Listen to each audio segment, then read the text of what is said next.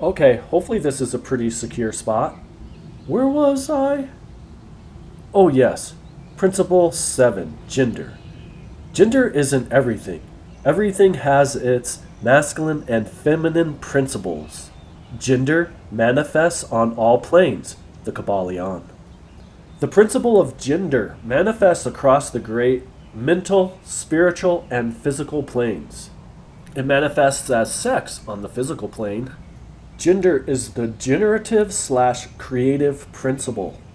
All things have a feminine and masculine counterpart, or they cannot cussing exist. Yes, even the atom with its masculine protons and feminine neutrons coming together to manifest what us biological beings perceive as matter. We see gender on a blue spruce tree, having both male pine cones called microstrobili or pollen cones, and female pine cones called megastrobili or seed cones. The masculine pollinating pine cones closer to the bottom of the tree, and the feminine seed cones towards the top of the tree. The wind blowing the pollen from the masculine pine cones to fertilize the feminine pine cones on another tree so it can produce seeds. In the human body, each cell has its cousin feminine and masculine. The masculine characteristics associated with structure and movement, and the feminine characteristics associated with vegetation and reproduction.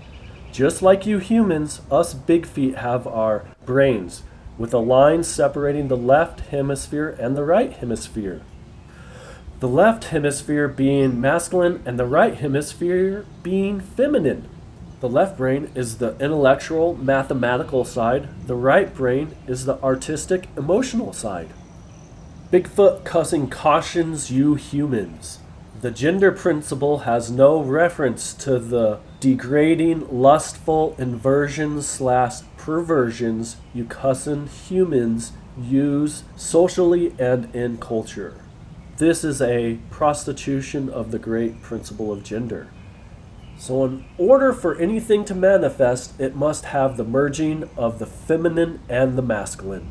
So, next we have the 8th hidden principle. I see an elk over there. Cuss! See you next time. It disappeared.